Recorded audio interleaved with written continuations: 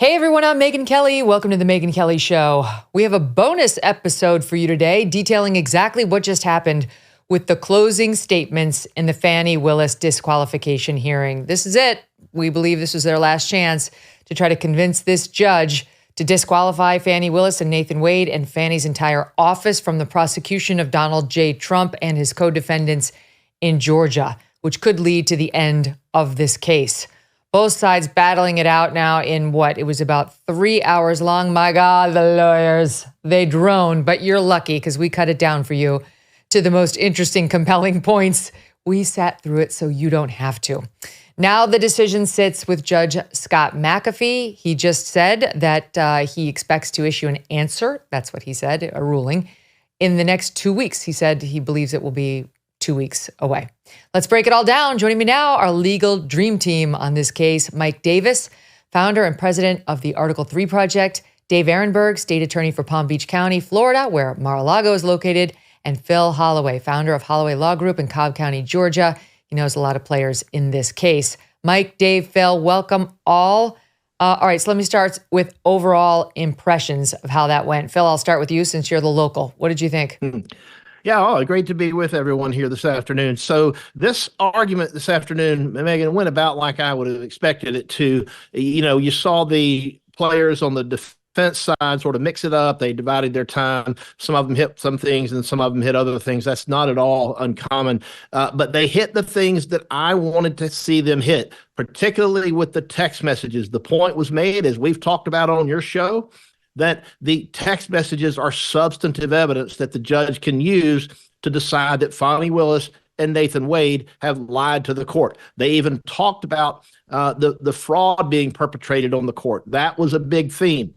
Interestingly enough, Steve Sadow, the attorney who represents former President Trump in this case, made the point that, Judge, you don't actually have to find that they actually did lie. You just need to find that you have grave concerns about the fact that maybe they lied. So he doesn't quite have to go that far. And that gives the judge brought forth, he said, the testimony, all you have to find is that their testimony brought forth a true concern about their truthfulness. Keep going, Phil. Yep. And so that gives the judge, I think, a lot of room here. And of course, he's got Robin Yurdy. He's got that testimony. He's got the information from the cell record. He's got lots of things here that he can use to work with. And he said something, though, that I thought was really, really, really interesting at the very beginning. I don't know if y'all noticed this, but he basically said about the cell phones, we may not need to even get into all that because I might have enough to go ahead and make a ruling. Any lawyer who hears a judge say, I may not need to hear your evidence that you want to present, I might be able to rule. That's a signal to that lawyer that the judge is already leaning my way. Okay. And so that was a big signal. I don't know what he's going to do. He could completely change his mind, but I believe going into this hearing, Megyn, I believe that he was leaning towards disqualifying Fani Willis and the rest of her team. I don't know about dismissing the indictment, but I believe the defense went into this with the wind at their backs. I thought, before I get you guys, Mike and Dave, I did think on the cell phone evidence, the records, he was at her house overnight at least twice. He visited her 35 times and all that, not to mention all the texts and the messages and calls in 2021 before the affair allegedly began, according to them. It was very interesting because that assistant DA tried his best to dismiss the cell phone records as much as a DA who uses cell phone records to convict people of crimes all the time could. And he kind of said, I talked to my best friend. We text 30 times a day. It's not that unusual. You know what he didn't explain? Why on earth Nathan Wade would be doing an overnight at Fani Willis's house twice when they were allegedly not having an affair. Yeah, the texting and the calling stopped when he got to the location near the Yurdy condo in Hateville. And so that tells you quite a lot that, look, there's no need to continue texting when you're already there doing what people do in the overnight hours. He said, they didn't cross-examine him on what he was doing. He admitted to going this area for the Porsche experience, and they never cross-examined him to point out exactly what he would have been doing for several hours at a time, omitting the fact that we're all talking about the overnight hours. It's not like, gee, you're at the shopping center. You could have been in any one of these number of stores. It's like, it's from midnight to 4 a.m. We all know what was happening there. You don't have to ask that question. Booty call, right? Yeah, that's certainly how it sounds. All right, Dave, let me go with you next since you're coming at it from the other side. And I think Mike's probably closer to Phil. But what was your impression? Yeah, good to be with you, Megyn, and Mike and Phil, and happy anniversary, Megyn. I saw it on your Instagram page. Awesome. Thank you. Thank you. Doug and I, 16 years. It's really impressive. Congratulations.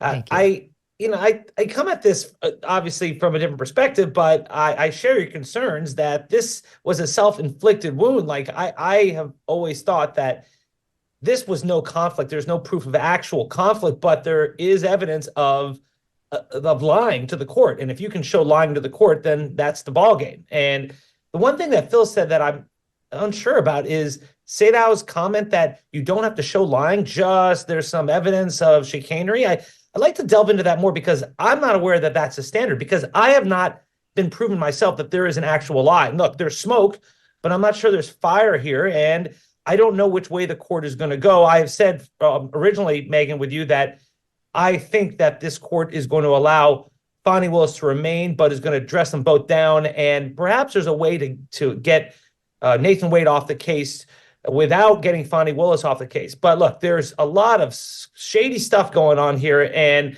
I'd like to believe Fani Willis when she testified. But, the phone records and the lack of records for the repayment of the cash and Miss Yurdy. And I thought that Phil's friend, Mr. Bradley, really just was so evasive and deceptive on the stand that I didn't know which way that went. I just think the whole thing didn't need to come to this point. They should have just fessed up. They should have admitted to everything and then recused Nathan Wade and then moved on. But this is a self-inflicted wound, and here we are. Well said. Mike, your thoughts? I think there's no question this judge is going to disqualify Fani Willis from this case, along with her not-so-secret boyfriend, Nathan Wade, along with the rest of the Fulton County DA office. Remember, Nathan Wade submitted a false affidavit to his divorce court, and Fani Willis and Nathan Wade had 8 other attorneys in the Fulton County DA's office submit that false affidavit in response to co-defendant Mike Roman's motion to dismiss. You're dealing with perjury, subornation of perjury, bribery, illegal kickbacks. Nothing has changed on this key, crucial fact that Fani Willis had an illegal financial stake in a criminal prosecution. And all of us are lawyers. We all know that is very unethical. That is very illegal. And no one's going to buy her story that her Black Panther father told his Black Panther cub, Fani Willis, to keep 6 months of cash laying around the house. She used that up, $10,000 in cash, and she has no receipts, and there's no evidence she replenished that $10,000 that she supposedly spent on these trips when she when she went Dutch on these trips to the Caribbean and to Belize and Napa and wherever the hell else they went on their discovery for the Trump case. One interesting thing about Terrence Bradley is both sides got up and said he's a liar. They both got up and said, we didn't believe him. No, we didn't believe him either. They disbelieved him on different pieces of his testimony, but he took the biggest beating today, as both sides said to the judge, this is a lying lawyer taking the stand before you. And I think that was our impression too. Terrence Bradley did not do the right thing. He got up there and lied that he didn't recall the messages he sent 4 weeks ago about critical matters that have been all over the news. I didn't believe him. It doesn't look like either side really believed him either. I want to go to, I don't know which defendant Harry McDougal represents. There's so many. But he did a good job, I thought. There were multiple lawyers on the defense side of kind of ticking off the number of problems with the case and then ended with a boom. Take a listen to SOT 14. There are 6 different actual conflicts of interest in this case, any one of which warrants disqualification, but collectively practically compelling. First, the financial conflict that's already been covered. Second, the personal ambition, political ambition. Third, there's a dovetailed or complementary pattern of deceit and concealment of the relationship and the money. Fourth, the speech at the church. Fifth, the motion for protective order that the DA filed in Mr. Wade's divorce case. Sixth, the way the state has conducted the defense of this motion to disqualify, especially the hearing. They did nothing to correct obviously perjured testimony. In and of itself, that warrants disqualification of every one of them. The reason they lied and covered it up was to avoid the trouble therein. Boom. He represents Jeffrey Clark. What's his story, Phil? Yeah, so this attorney made a very, I think, persuasive argument, and he checked a lot of the boxes things that we've talked about in recent days. You know, I give this guy an A+. He's the only guy I give an A+ to, I have to say. Absolutely. Listen, he did a great job, and he makes the very good point. Things we've talked about. If a lawyer is participating in a case and their boss, like when I was an assistant district attorney, if my boss had told me that he wanted me to help further and participate in a fraud on the court, I would have no other choice but to quit. I would have to resign because a lawyer cannot participate in a fraud on the court. And it's become very obvious when you hear Miss Yurdy come in and you see the Terrence Bradley text and you have the actual raw data, whether it's in evidence or not. You at the DA's office have all this cell phone data, and you know that your boss and you know that her boyfriend have said things to the court that were demonstrably untrue. You have an obligation at that point to walk away. You cannot further participate in it. So either they don't Where's believe Anna it, Cross? they're choosing not Anna to believe Cross? It. Yeah, Free Anna Cross Anna. She wasn't there again today, Phil. That she was a special prosecutor. She was brought in. She was the one who put Terrence Bradley on the stand originally, and then she disappeared. The email that I saw that I was privy to was one from several days ago, but it was after the state's most recent, the response that they made last Friday. She indicated something to the effect that I'm going to be tied up for several weeks with her own cases. Again, she's a private lawyer. You know, how many DA's offices hire private lawyers to come in and prosecute cases? In Georgia, it's almost unheard of. I've never seen anything quite like this. So, you know, all that is just part of the big weirdness of this. But for now, she's no longer here. She's not at the state. She's not at the table. She actually handled the examination of Terrence Bradley the first time he was on the stand. And there was apparently some discussion because when one lawyer starts the examination of a witness, that lawyer's got to stay with it until that witness is complete. It's called double teaming. Lawyers can't just come in and out in the middle of a witness. And so the defense was saying, no, we can't have Mr. Abadi doing this. It's got to be Miss Cross. But apparently the judge let them switch up, and we saw Mr. Abadi come in. Whether or not, and she didn't even sign the next briefs. Back, she's removed her name so far from the pleadings. She didn't show up at either of the hearings that we've had. Yeah. I have real questions about whether we're ever going to see Anna Cross in this case again, or whether she knows something that required her to step down as representative of the Fani Willis team. She was their lead. She was running herd on this. Yeah. They didn't want this junior guy running the show, and we all see why. My God, he was terrible. I'm sorry, Mr. Abadi. Maybe you're a sweet man, but I mean, a few more years in front of juries would serve you really well. Dave Ehrenberg would not hire you. He might put you on the junior baby cases, but he would not put you out in front of America on this case. Dave, you tell me that prosecution rebuttal was painful. Megyn, Mr. Abadi served an important purpose today. He proved to the world why Fani Willis needed to bring on special counsel.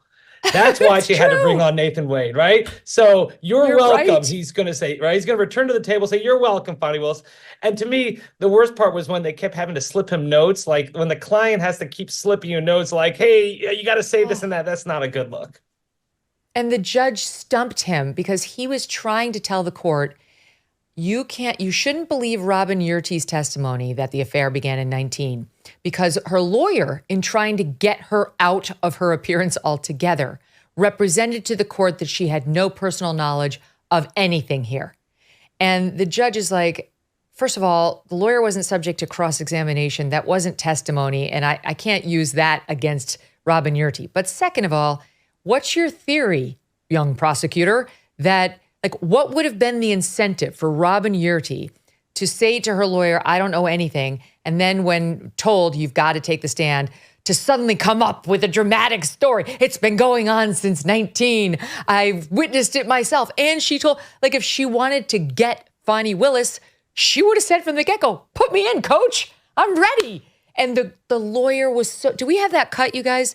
He was on his heels. It's coming in a second. I had secondhand embarrassment for him. You remember the moment, Dave? Did you see it?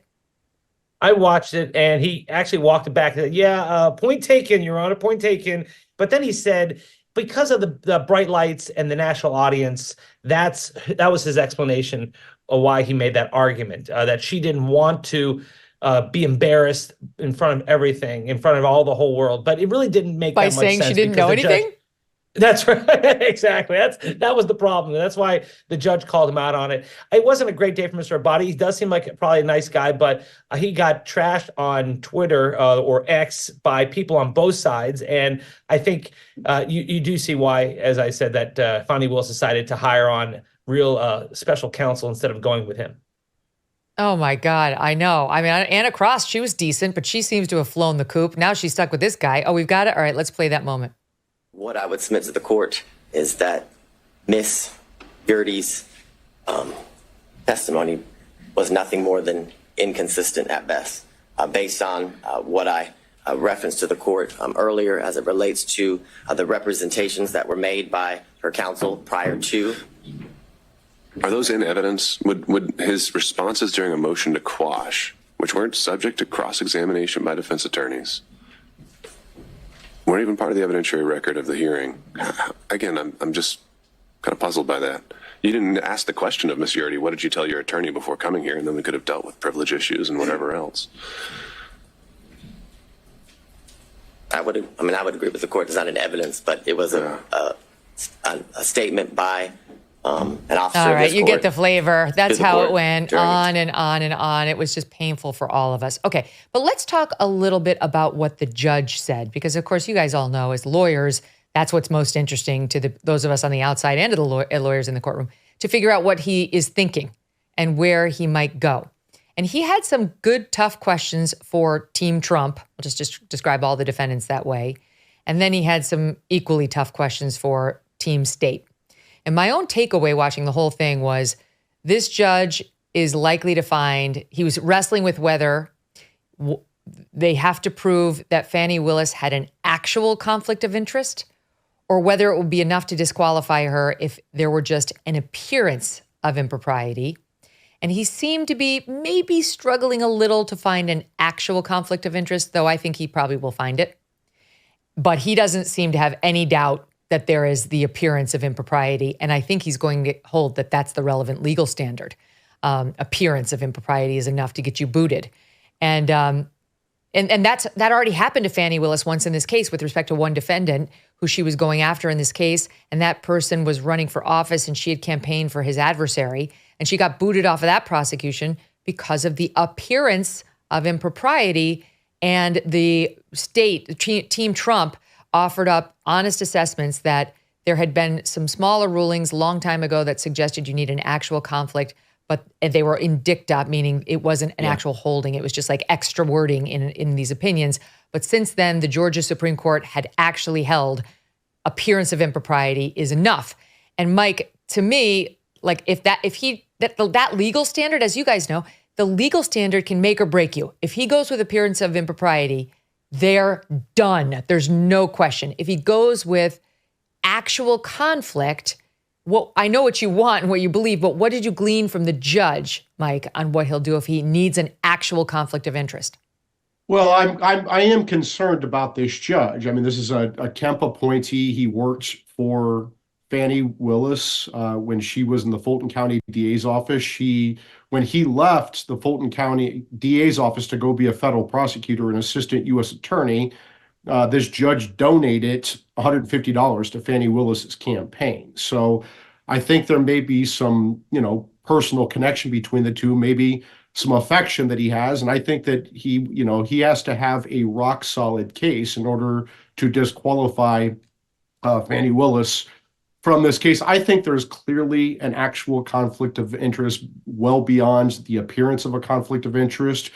There's undisputed evidence that she hired her secret boyfriend, and she hired him before Fani Willis indicted President Trump and 18 others. The indictment is the key. She lied about the timing and when it started, the nature of the relationship, but it's undisputed that she hired her secret boyfriend before the indictment, and which is 2023. Yeah, and she took these trips. And her defense is that she paid him back in cash with the 6 months of cash she had laying around her house because of her father's advice, but there are no receipts whatsoever. That's just not credible, especially when you look at the other lies that Fani Willis and Nathan Wade have perpetuated on the court in this case and in Nathan Wade's divorce proceedings. Yeah, and that they haven't gotten away with. I mean, it's very clear he lied in his divorce proceeding. And the defense was doing a good job raising the fact that when Nathan Wade submitted his affidavit, that's like a sworn written statement, not to be confused with his sworn interrogatory answers in the divorce proceeding where he definitely lied and said he didn't have an affair. That's period, it happened. But then he submitted an affidavit in this case saying the affair didn't begin until 2022 and saying she reimbursed me and here's some proof. And he included one set of airline tickets that she allegedly paid for. And they were doing a good job of pointing out to the court that he said nothing about cash. Nothing, Phil, in that affidavit. Like she paid me her fair share of everything in cash. The defense being very effective at saying those two got together, they came up with a story, and that's what you were told, this fake story. The judge gets to determine the credibility of witnesses, and when it looks like witnesses are getting their heads together and deciding in advance sort of what their stories are going to be. When cops arrest people, they always put them in like different police cars so they can't get their story straight. But it was so obvious, that it was obvious to those of us watching that Fani Willis was watching the testimony in this hearing, even though she wasn't supposed to be. She busts in the courtroom. She's mad as a wet hen. She's loaded for bear. It's obvious that she's doing more than just simply obeying the judge's instructions.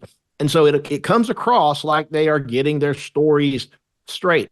The judge gets to consider that. And I think that for a lot of the reasons we've been talking about, but specifically just the manner in which they testified, he may very well give zero credibility and zero weight to this whole cockamamie story about, paying in this untraceable cash. I mean, that's just probably the worst possible thing they could come up with. They should have just said nothing and been done with it. But to come up with a story about cash, give me a break. Nobody is going to believe that. I certainly don't believe that makes any sense whatsoever. And to the point about, I want to make one point about, the judge having donated to, if I can circle back to that. A lot of people in the metropolitan Atlanta area in this last DA's election, we really, really, really wanted to get rid of the last guy because he was a terrible DA, and Fani Willis was it looks like the best shot to defeat him and to get some change in the district attorney's office. I had a yard sign for her in my house, right in front of my house. Wow. Because I live in Fulton County. But that doesn't mean that I thought that, I think that she's done right here in this case. I've got lots of problems with the way she's conducted herself and the way she conducts this case. And the fact that the judge may have donated $150 is probably because he also worked for Paul Howard, the previous DA, when he was in that office, and he knows how Paul Howard was, and he also probably wanted to get rid of Paul Howard. So I don't really factor a whole lot of that in here. And the fact that the judge actually worked with her, I think that probably hurts her more than helps her. I think that, look, a friend of mine who's also very plugged into this used to work down there. He says to me, and I agree with him, the judge would not have really let them go this far in getting this personal with these, with lawyers, because this is really, really personal stuff.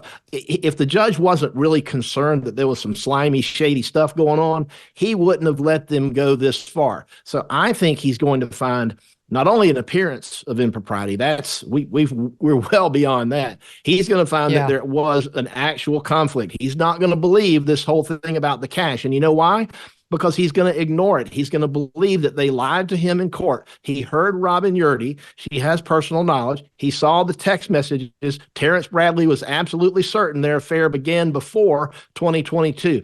They've lied to him. He knows they've lied to him. He's going to discount their entire testimony. He's going to believe Robin Yurdy. He's going to believe the text messages.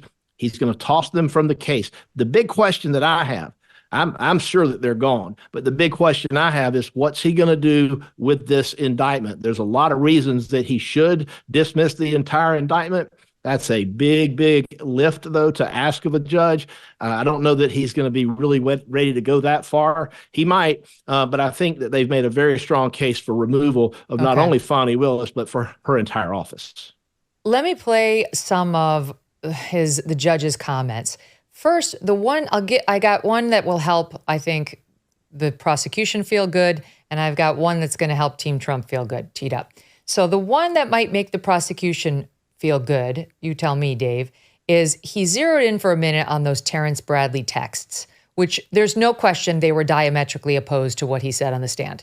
The text to Ashley Merchant, again, for the listening audience, Bradley represented Nathan Wade and had been friends with Nathan Wade and allegedly knew about their affair starting in 2019 and had lots of texts with defense attorney Ashley Merchant saying, yes, it started back in 19 when she left the DA's office and then became a judge. And here are all the people who you might subpoena, who probably know, and had a bunch of details. And then when he took the stand, nothing. I don't remember a thing. Who am I? Terrence who? Anywho, the judge seemed to be zeroing in on whether, like, how damning those texts really are and whether they really impeached the testimony that we heard. I'll let him say it in his way, but I was listening to it thinking, well, this is not great for Team Trump. It's SOT 9. Now we have that, and it's in evidence. And what does Bradley do? He knows that he's put himself in a position that if he testifies truthfully on the witness stand, Your Honor is in a position to be able to find, if you choose to, that both Willis and Wade lied. So what does Bradley do? Look, you were an assistant U.S. attorney. You know how this works when you have witnesses in this situation. Mr. Bradley did everything he could possibly do to evade answering questions. No recollection, couldn't remember, it was speculation. Anything he could possibly say that would cause Your Honor not to believe that Bradley knew when this relationship started. I suggest they were clear-cut lies, and the truth is in Defense Exhibit 26. And so if we take that view, that he thoroughly impeached himself, that he did not give truthful conduct, what's left standing? Generally, you would see someone who's impeached, perhaps we have some kind of core that you could point back to and say that's the time he was telling the truth. In these text messages, is it ever definitively shown how he knew this and that he actually did know it, other than just a assertion outright? Absolutely. Usually, if a state has a witness that goes sideways, they've got him locked in. They've sat down with a detective and got a full statement. We don't have that here. But what you have is a text message, which is a prior statement of Bradley that he did on his own, that was not given to him by someone else. The only thing that the court has just noted is, how do we know he wasn't speculating? Because you don't have to accept the fact that he wasn't speculating. The cases that I provided, I think by email yesterday, the first dealing with that, you can disbelieve that testimony and draw a negative inference. That's the Ferguson case. On Lee, the other case, you can simply take the prior inconsistent statement as substantive evidence. It has the same value.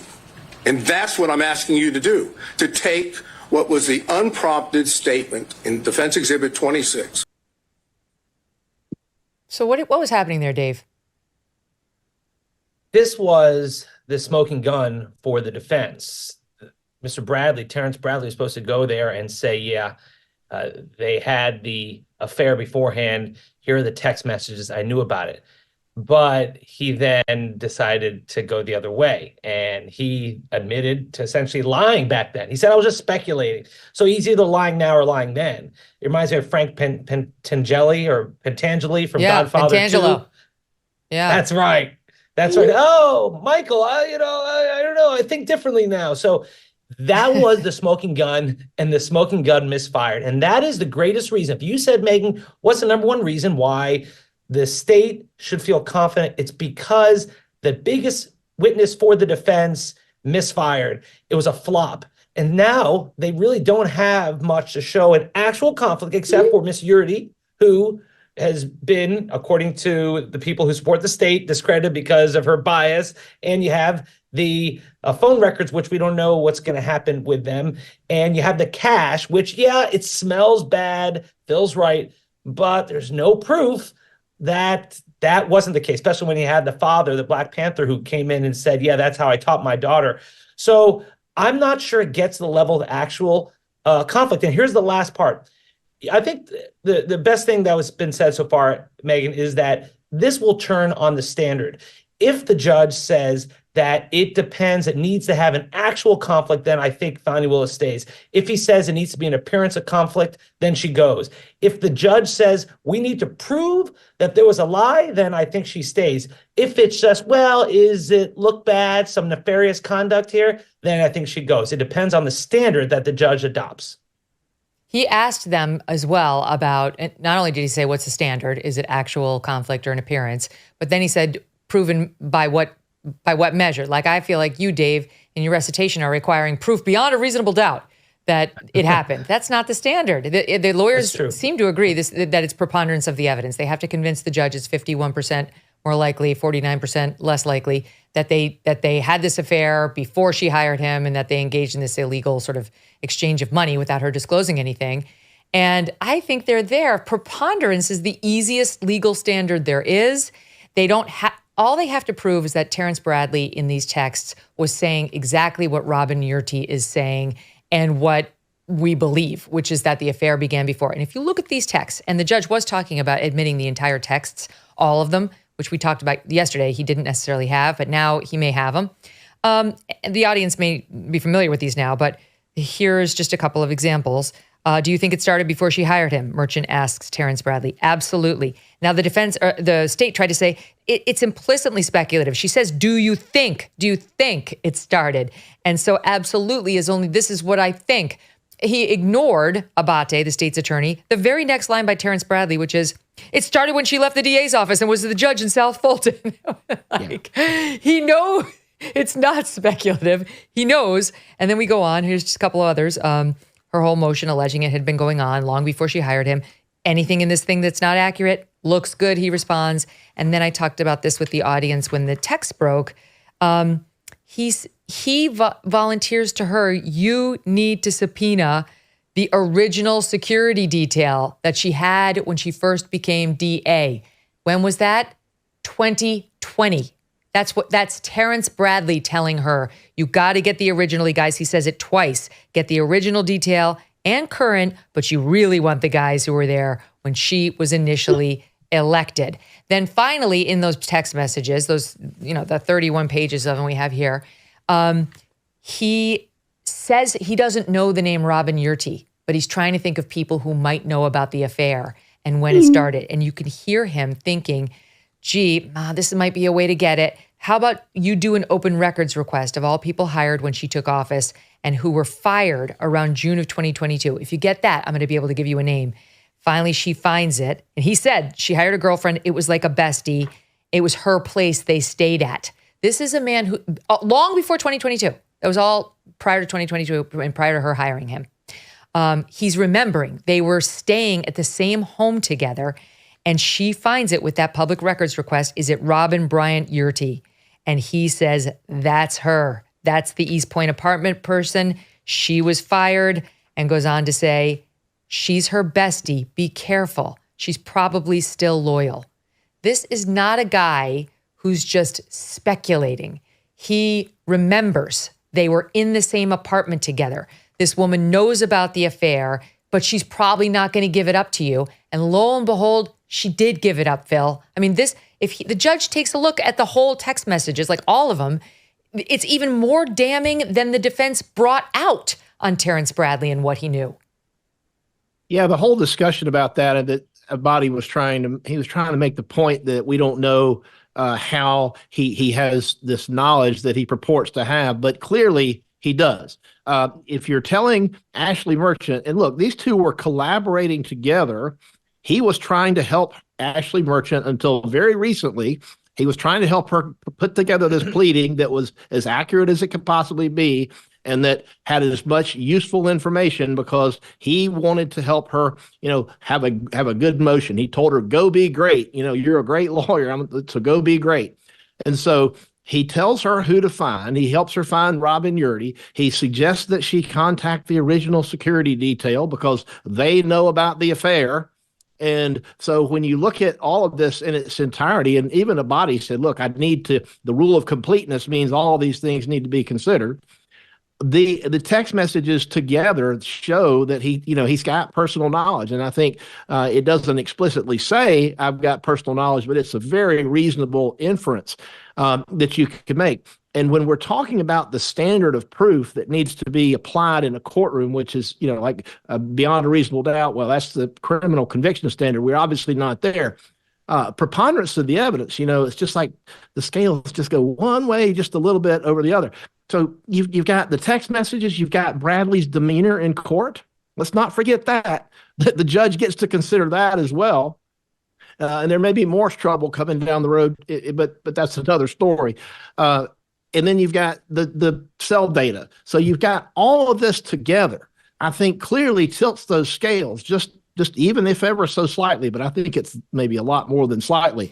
It tilts the scales in favor of this affair beginning much earlier than Nathan Wade said on the stand, and then he said in his sworn affidavit that he filed with the court. And if he's lying about that, the judge can ignore all of his testimony, every bit of it. Same for Fonnie Willis, every bit of it. He can ignore it. And then what's he left with? He's left with Yurdy. He's left with the substantive evidence that is the prior inconsistent statements on the text messages. Are they perfect? No, they're not perfect, but that goes to weight, not admissibility. Those text messages That's right. That's what the defense was saying. They're saying they corroborate. Yeah. That's what the defense was trying to say. It doesn't rest or fall on those text messages, but they are corroborating evidence to what Ms. Yurty said. Here's the other thing, Mike. When I listened to the judge, because you're always trying to read tea leaves, he did get into just how credible Fani Willis might be. There was just like a hint of it. Listen here in SOT 10. Those are the things that this court can rely upon and say, based on those, again, I find an appearance of impropriety. Where would be the limiting principle? The district attorney signs every indictment assigned to this courtroom. No, Does that mean she's off every case? No, it would be when if I found that she's untruthful, is that what you're kind of suggesting though? You don't have to find, again, I'm not saying you have to find she was untruthful or that Wade was untruthful. You don't have to make a finding of fact that they lied. All you have to do is make a finding of fact that you have genuine, legitimate concerns about their credibility, about their truthfulness. And once you find that, then you can apply Registay and Edwards. Well, but it's the same principle though. If I have genuine concerns about her truthfulness on a particular occasion, how do those not spill over into every criminal case a district attorney brings? Well, it's because she testified under oath, and so did Mr. Wade. They didn't have to testify falsely. They could have testified truthfully. They could have indicated that the relationship, the timing was in fact before Mr. Wade was hired. They chose not to. And in that sense, that dishonesty, that constitutes a violation of their ethical responsibilities. This is not signing an indictment. This is not filing a pleading in which both sides have their own positions. This is a requirement that every witness has to tell the truth under oath. And if they don't tell the truth under oath, or there's a significant concern about their credibility, then they're violating their ethical rules. And as anyone will tell you, as Your Honor already knew from when you were a prosecutor, prosecutors are held to a higher standard. So, Mike, what was interesting there was the judge seemed to be asking himself, if I find the district attorney of Fulton County lied to me under oath on the witness stand, how bad's it gonna get? How many defendants are about to come in and say, I want to blow up my case, my plea deal, my everything, because the DA is a proven liar? And you could see Sadow dodged. His answer was not responsive to what the judge was asking, but the judge was asking that for a reason. What did you make of that? Well, I don't think the judge even needs to go that far. I don't think he needs to decide whether Fani Willis's credibility is implicated in every case. I think that the lawyer was correct in arguing that Fani Willis came in and testified under oath in this particular matter, and she's not being truthful in this matter. And so this doesn't necessarily, I don't think it has to spill over to every case in Fulton before the Fulton County DA's office. He can decide on this particular case that Fani Willis was not being truthful, Nathan Wade was not being truthful, and they got 8 other attorneys in the Fulton County DA's office to submit untruthful statements to this judge, and so this office should be disqualified. What did you make of it, Phil? I just found that whole exchange, the judge seemed to be looking for a get me out of a situation where every criminal conviction she's gotten is going to get challenged. Give me a, quote, limiting principle that I can sort of, just like the Supreme Court does. They say, we're going to go the narrowest, tiniest route so that we don't open up the new floodgates on law. He's going to find whatever we find by the narrowest line of reasoning. He seems to be looking for somebody to give him, okay, it's limited here because she was talking about her own love life in a case where she hired her lover. It doesn't apply to all other cases where she wasn't hiring her lover and then taking the stand and giving the oath and all that. Well, I think the judge just has to make his ruling and let the chips fall where they may. Now, he doesn't want to have to invalidate, every indictment. He doesn't want to open up the floodgates to all this kind of thing. And I don't blame him. I mean, who would? Because there's a lot of cases that are in that pipeline that need to be dealt with. But he has to rule with the information that he's got on this case. And so if he can find some narrow basis, he doesn't, let's just say he wants to grant the defense motion. He could easily say, I'm not even going to address the issue of whether or not they lied. I'm going to go ahead and say there's an appearance of a conflict of interest, and that's it. Okay. He could limit his ruling to that, and he could avoid the concern that he gave. I would have answered the question, by the way. Mr. Sadow did a very good job. I would have just said, look, Judge, I'm not concerned about all the other cases. That's your job. I'm concerned about this case and my client and him getting a fair shake. This is about fundamental fairness. This district attorney has not provided fundamental fairness, and without that, the system doesn't work. You guys can figure out what to do with your DA. She's your problem. I'm just concerned about this particular case. But the judge, I think he's going to rule for the defense. I think he's going to find a way, because he's no dummy. He's going to find a way to limit his ruling so that he doesn't have to jeopardize all of the other cases. Now, that doesn't mean that the lawyers in the metro Atlanta area who represent those defendants aren't watching this and aren't going to raise the issue when they present their cases to the other judges in the circuit, because there's a lot of them. And so this issue for Fani Willis is only going to get worse. It is not going to get better. And I think that she made a fatal mistake by not recusing herself early on. The first rule when you're in a hole is to stop digging. She didn't do that. She kept digging. She kept digging. She kept digging. And when she busted in there like a wildcat, wanting to testify because she's really, really hopping mad, she wanted to vent. She wanted to call people liars. It was not a good look. She looked unprofessional. She came across as not being truthful. And she shot herself in the foot in terms of credibility going forward with all other cases that have her name on those indictments. Here's another, forgive me, my notes, I'm going through my notes. It was the guy who showed up after Gillum. My notes read, next guy. So with apologies to next guy. I thought next guy did a good job. He ticked off the argument pretty well. He said, look, she was personally benefiting from her position, the job, and the scope of the indictment, because the more work, the more he got paid, the more they see the world. We know Wade paid at least $17,900 toward this relationship. That doesn't even include dinners, day trips, etc., so the number's likely higher. She paid him $1,400 for airline tickets. That's the only proof we have beyond her verbal testimony about all the wads of cash this in-debt woman allegedly had sitting around her apartment, even though she said, by her own words, she was, quote, broke a couple years earlier. He said, Ms. Yurti, Robin Yurti's testimony stands. She saw them kissing and hugging. Don't know whether they had sex before 2022, but they're the ones who decided to go right to the sex talk. Wade and Willis, that's a red herring. He was like, that doesn't dictate when the relationship began, the romantic relationship between them. Don't be so focused on the sex, okay? There can be love without the sex. That was basically what he was trying to say. Then he says, we can question Richard Rice. Sorry, Richard. Then he said, we can question Terrence Bradley's temporary amnesia after Gabe Banks, friend of Nathan, whose wife works for Fannie, happened to call him after it looked like he might be helping the defense. He said, this was important to me.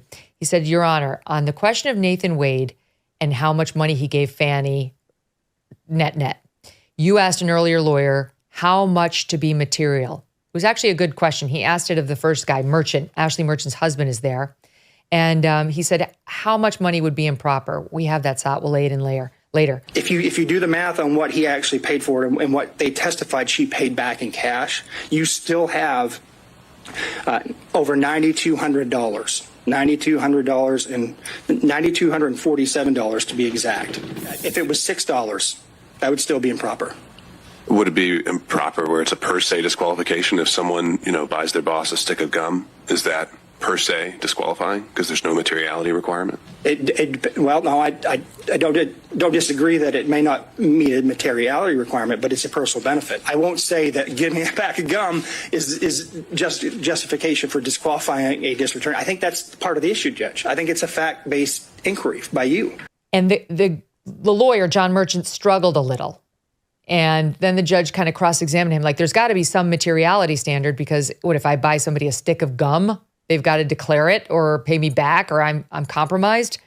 And the John Merchant gave him that. Like, no, not a stick of gum. And so then he said to this lawyer, you asked John Merchant about materiality. Clearly, by any standard, $17,000 is enough. But Fulton County has told us that it's far less than that it's $100 a year. She twice signed certifications that she received no gifts. I think this is, Phil. Is that what they're talking about? That she has to disclose her gifts. Yeah. More than $100, and she never did it. Yeah, this is a form that goes out to all, the top officials in Fulton County, all the judges. They all have to do it as well. You have to disclose these gifts. And part of the record that's been made, these forms that she signed were attached as exhibits to this motion to disqualify. And it shows that she didn't declare any gifts. And the form itself defines the gifts, because it says it's not that you can't get gifts, you can't get it from a prohibited person. And a prohibited person is somebody who either is trying to do business with the county or who is. That means a contractor. That means Nathan Wade. Okay. And so if you get a gift from Nathan Wade of more than $100, you're supposed to put it on that form. Now, in earlier proceedings and in other formats, she has claimed that she doesn't think that applies to her because she is a constitutional officer. She is not an employee per se of the county. In other words, she's not somebody that's hired by the Board of Commissioners that oversees some department like the wastewater department or whatever that hands out contracts. She takes the position that these rules don't apply to her because she's an elected constitutional official. Nevertheless, the county says that she does, and they want her to fill out those forms. And when she did, she didn't declare any of these things. So if but the judge has the point is, Dave, that even if they apply to her or they don't, it sets a standard for what the officials in Georgia think is a material amount of money that would be changing hands between, a public official and an outside contractor or constituent. And they set it very low at 100. And this is what he went on to say the following. Listen to this. Her explanation about cash does not stand to reason. Anyone who's ever been at a money laundering trial, and when this cash thing is used, we laugh. I thought of you, and I thought of this judge. You're a prosecutor. This judge was a prosecutor. He was an assistant U.S. attorney and a DA. Do you think that's true, that statement? Yes, and I used to work in the money laundering area when I worked at Treasury. So yeah, that's why I had to laugh. But I do have experience when it comes to these gift forms. We all have a version of them. In Florida, as the DA, I have to submit my own gift forms. And what happens is, if I am in a relationship with someone and you give gifts back and forth, and I'm reimbursing, I'm giving cash, and it's almost Dutch, it's almost even Steven, you don't have to fill out a gift form. Even if he paid for a cruise for me, I wouldn't have to report it if I then gave him half the money in cash. And so along with her explanation, even though it may be far-fetched, it comes with the benefit that she does not have to fill out that form. Dave's hiding cash. I think we've just gotten an admission. He's gotten gifts and he hasn't disclosed. No, never. Just kidding. Mike, what about the lawyer went on to say the following: the only explanation she gave was sometimes I go to Publix and I withdraw an extra $50. We've all done that when you go to the grocery store and you pay for your bill. Your bill's $100, and then you can withdraw cash right there, and you say add another $50 on there. But there would be a transaction record. Like, that's all knowable, and you would see it. There would be a receipt of it if you wanted to produce such a thing. And there would be a lot of receipts of it if you had what's half of $17,000, $8,500 stocked away in cash from your little $50 public fund. And he said they didn't show it with any documentation. They didn't show one withdrawal of $50. This is something you've been saying from the beginning. Yeah, I mean, there would be like close to 200 of those $50 withdrawals from Publix if Fani Willis were telling the truth about following the advice of her Black Panther father and keeping 6 months of cash laying around the house like a drug dealer or a prostitute. I mean, it's just absurd on its face, this whole argument she's making.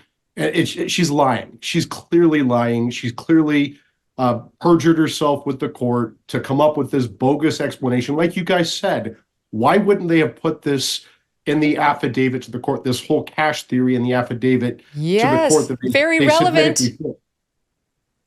Yes, that's a very good question. The defense did a very good job of calling out Nathan Wade. This is your big chance. You're about to get kicked off this case. You're being publicly humiliated. So's your girlfriend. Why wouldn't you put in the affidavit? She reimbursed me. This is much ado about nothing. She gave me half the money. She's given me $9,000 almost in cash. That's how we operate. Nope. Didn't pop up magically until they took the stand. And we know he already lied under oath. We know for a fact he lied in his divorce proceeding. And there's no reason to believe he didn't lie in this proceeding too. What about his affair with Fani Willis? It's exactly the same subject matter, both times. He definitely lied about it under oath in his divorce proceeding, and we believe he definitely lied about it in this proceeding. Here, I showed you a little bit of Abate. I feel that's all the audience needs to see. We've represented his attempts pretty well, but we're not in the business of boring people. What was interesting was Sadow got up there and gave rebuttals weren't allowed, but the Team Trump had reserved 5 minutes just to sort of get up and say what they wanted to say at the end. Here's a little bit of how it ended. It was pretty good. The only way that the only way that Bradley can walk away from at very little time. So I'll skip that. Let's go to something. Motive. That's an issue. Whose motive in this case is the strongest? Fani Willis, Nathan Wade. Because if they testify truthfully on every point, what happens if the relationship started before November 1st? They get disqualified. Who has the best motive of anyone to lie? They do. Who has the most at stake to lie? They do. Who wants to stay on this case for whatever the financial reason may be? They do. So I guess it's Sadow. He was very good, very effective, and that was the final word. Can we spend just 1 minute on the other argument? Because we really haven't spent a lot of time on the second argument to get her booted. And that has to do with her public statements, her statement before the church saying they played the race card. Why are they going after the one black attorney I brought in? He's good enough for the white attorney in Cosca, but he's not good enough for this jurisdiction. And do we have it? Yeah, I think, yeah. Is it SOT 22, team? I think it is. Yeah, listen here. This caused a lot of headaches for her. Why does Commissioner Thorne and so many others question my decision in a special counsel? I appointed 3 special counsel, as is my right to do, paid them all the same hourly rate. They only attacked one. First thing they say, oh, she gonna play the race card now. But no, God, isn't it them who's playing the race card when they only question one? Why are they so surprised that a diverse team that I assembled, your child, can accomplish extraordinary things? God, wasn't it them that attacked this lawyer of impeccable credentials? How come, God, the same black man I hired was acceptable when a Republican in another county hired him and paid him twice the rate? Oh, y'all ain't hear me. Why is the white male Republican's judgment good enough, but the black female Democrats not? Okay, so we haven't given this enough attention, but the defense is also saying that's a disqualification right there, that you're not allowed to impugn the defendant publicly in this way, suggesting the defense says that they're racists or sexist, or they said she played the race card and the God card, like I'm God's child, and also that she was out there going, I get convictions in 95% of the cases, telegraphing, says the defense, they're guilty. I was surprised at how much airtime the defense gave that argument at this thing. It suggested to me they actually think they're onto something. I don't know if they are. The judge seemed to be saying, hey, the prosecutor kept saying, the only cases in which DAs get disqualified, Phil, for doing these kind of statements is when they're out there going, he's guilty, he did it.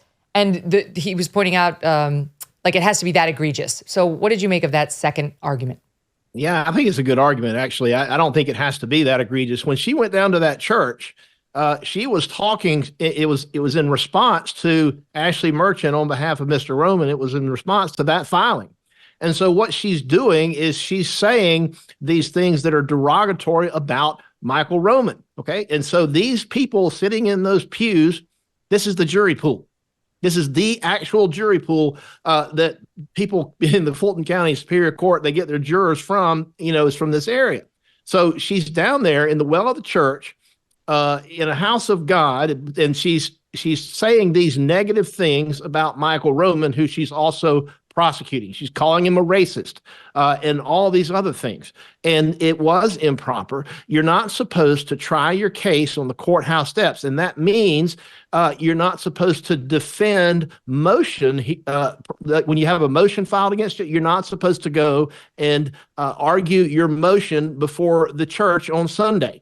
You're just like you're not supposed to, argue your case to a jury outside of the courtroom. The same thing applies. I think it's a very good argument, but it doesn't stop with the church, Megyn. It's more than that. It's the stuff in the books. It's the stuff in all the other media appearances. She had like thousands and thousands and thousands of taxpayer dollars that were spent on a media monitoring company so she could boost and monitor her public profile as this case proceeded. She signed the contract with them right when she started this prosecution. It was so that she could become famous, so that she could watch her star rise, because it's part of her political ambition. She's using this case not only to enrich herself financially, she's doing it to enrich herself politically. She's getting herself ready for whatever she thinks the next step is in her political career.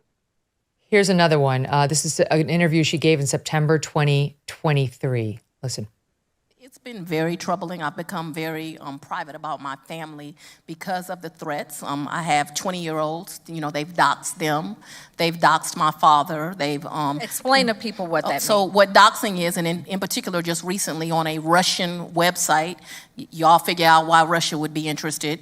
They put the information not only of me and my home address, but also some of my loved ones' addresses. Said a lot of racial things. I've been called the N-word so many times that I don't even think I hear it anymore.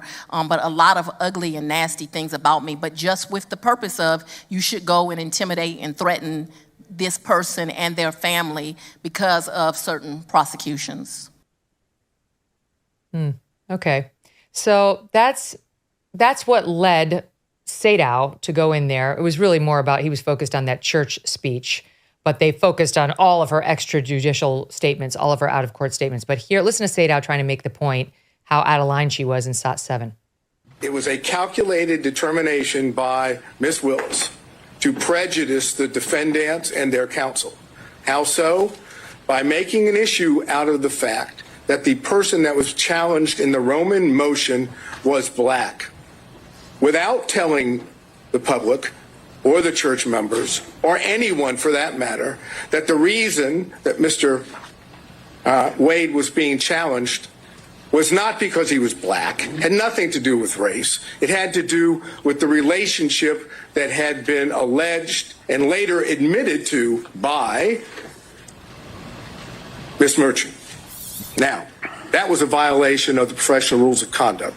It was a violation of 3.8G.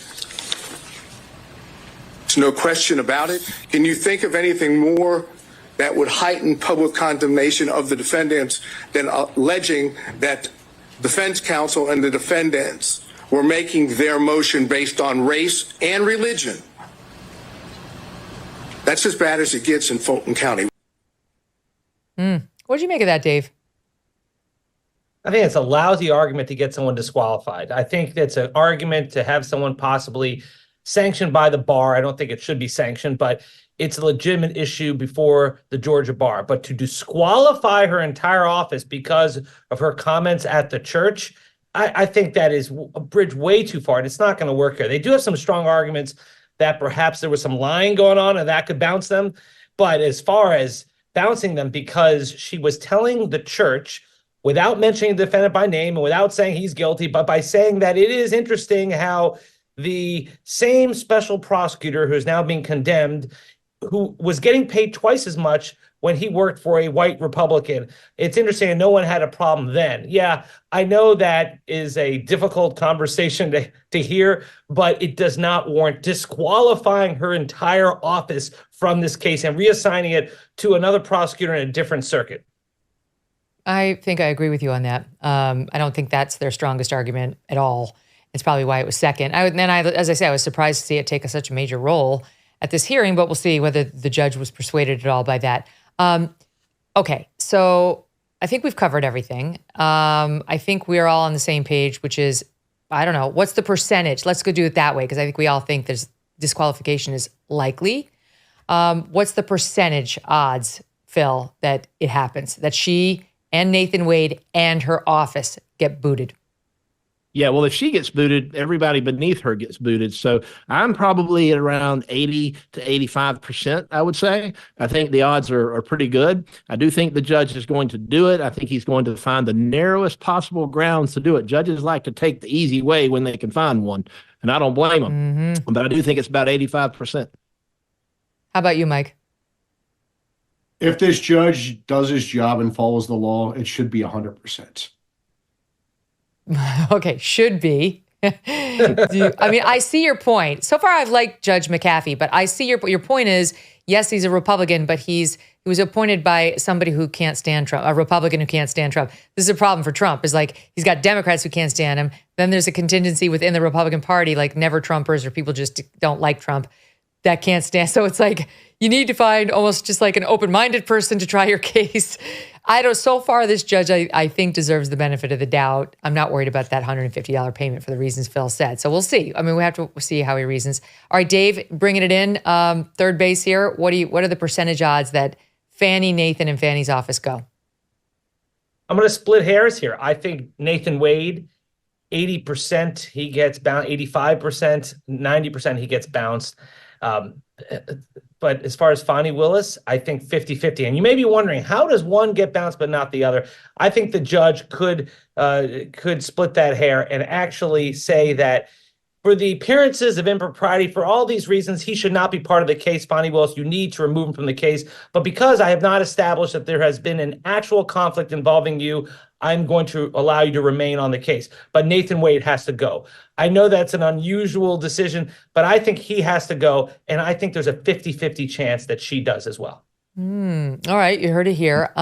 If he says they're both out and her office goes too, Phil, there's been conflicting, I've seen different opinions on whether the Attorney General of Georgia, who's a Republican, will decide who takes the case. And then you said there's this special prosecutorial board, like overseers, who decide. So what happens? Yeah, the law changed on that a couple of years ago. It used to be the Attorney General. Now it goes to the Prosecuting Attorneys Council of Georgia. It's a state agency that will have to first off decide, if they're going to assign it to somebody, and if so, who. Burt Jones is our lieutenant governor. He was going to be one of these defendants, but Fani Willis had supported his opponent prior to the election. In fact, either donated or participated in a fundraiser. And a different Superior Court judge says, you should have known better than that. That was really dumb. I'm going to disqualify you from anything having to do with Burt Jones. Now Burt Jones is the lieutenant governor. Fani Willis's office has referred that matter to the Prosecuting Attorneys Council, and still nothing's happened. If this case is so tainted by virtue of this conflict of interest that I think the judge is going to find any other prosecutor who they can find that might even want it, and that's a big question, they're going to have to start over because it's so tainted from the very beginning. It's structurally unsound that another prosecutor is going to have to look at all the evidence and decide, hey, do we even want to go forward? And so I think that as a practical matter, even if the judge doesn't dismiss the indictment, if he kicks Willis and company off this indictment, I think the case languishes and dies on the grapevine because the Prosecuting Attorneys Council, they do a great job, but they're not going to find anybody else that really wants to pick this up. That's just my opinion, but I think that's what's going to happen. Mike, what happens to the people who have pled guilty, who have already pleaded guilty, in this case? A lot of viewers are writing in saying, you got Sidney Powell, you've got, what's the name of the blonde lawyer? I can't remember. She cried when she got the plea. Jenna Ellis, right? You've got a couple of others. So what happens to them? Does anybody know that answer to that? Well, they'd have to file a motion to withdraw. And here's the thing. If they file a motion to withdraw, okay, it's going to go to Judge McAfee. But if Willis is off and there's no other prosecutor, who is the other side that you get to come to court to address that motion? I don't know. We are in uncharted territory here. But I do know that right about now, after all of this, people that are watching this, those people who have entered these pleas of guilty are probably regretting it. And I'm just waiting for the first one to come along and file their motion to withdraw, because I guarantee you it's coming. At least one of them is going to do it. Ashley Merchant should wind up on the cover of, ABA, whatever, Lawyer of the Year. I mean, already she deserves it. But certainly if this case gets kicked, these two get disqualified, this woman deserves some sort of a medal for the legal work she's done. It's not every day you manage this kind of a victory. If she gets a victory, but I do feel already it's been a win for the defense. All right, last but not least, this is for you, Dave and Mike. I got to give credit where it's due. Mike, you were right. The Supreme Court did take the appeal from Team Trump on immunity. Dave, you didn't think it would happen. You convinced me that they wouldn't want any part of it. They would just let the Court of Appeals decision striking down Trump's arguments stand and say, we got enough worries. And Mike, you said, no, they're going to take it. And they are taking it. So how do you feel about Trump's chances on the merits once they actually take it up? I think the Supreme Court is going to establish that the President of the United States, any President of the United States, is immune from criminal prosecution for his official acts, just like federal judges are immune, just like members of Congress are immune. Then the Supreme Court is going to remand this case back to Judge Chutkan at the end of June, and she's going to have an evidentiary hearing on what allegations against Trump are as president and which allegations against Trump are in his personal capacity. For example, not calling the DC National Guard fast enough is clearly as president. And, deciding whether to fire his attorney general is clearly as president. And remember, the Supreme Court is deciding a separate case on this obstruction of justice charge that the Biden Justice Department's bringing. I think that 80% of this case against Trump, this January 6th case against Trump in D.C., is going to be dismissed on the pleadings before any trial begins. And there's no chance this is going to get tried before the presidential election. That case is imploding even more than the Georgia case is imploding. I mean, there's so many massive threats to the January 6th federal court prosecution, which brings me to Mar-a-Lago and your jurisdiction, Dave, that put it in perspective for me, the fact that Team Trump just went in there and said, we wanted, I think, August 8th, very early August trial date. The prosecution there wanted July 8th. It was basically a month apart. Prosecution in the Mar-a-Lago documents case said July. Team Trump said early August. And what do you make of those dueling requests, and what do you think will happen? Well, Trump actually wanted the Mar-a-Lago documents case to take place on the 31st of Neverwary, but since he had to since he had to actually establish a date, the court said, no, you got to give us a date. He established that late August date because I think he wants to use it as a block from Judge Chutkan being able to actually make that January 6th trial happen before the election. And just to address my friend Mike, congratulations to Mike. He got it right. I got it wrong about the granting of cert. But Mike also, I must say, he did think that the court would push the hearing date past the election instead of the sort of expedited date, I put expedited in air quotes, of April 22nd. So Mike is mostly right, not altogether right, and I was completely wrong, and I'll admit it here. Noted. Yes, that's right. I was trying to say this the other day, that like because some people were like, they're in the tank for Trump. I'm like, if they were really in the tank for Trump, like let's save him. They wouldn't have expedited any arguments. They would have said, we'll take this up next term, and really kick the can way down the road until Trump could potentially become the president again. In any event, I think Trump's going to lose that case when it actually gets heard on the merits, though it's possible he could do a little better than he did at the Court of Appeals. Maybe they'll just like give a little immunity for certain acts, which right now they said doesn't exist. You guys are awesome. Thank you so much for watching that thing. That was not the most exciting piece of this case. It was not like Real Housewives. No, we needed a little bit more Housewives today. So thank you for making it exciting, interesting, and thought-provoking, as always. Mike, Dave, Phil, all the best. Thank you. Thank you, Megyn. Thank you. Always happy to be here. Okay, when we get the decision, and we do believe the judge said it would be 2 weeks, so I take him at his word, we, of course, will bring it to you, and we'll bring back our legal panel. In the meantime, have a great weekend. I'll see you Monday.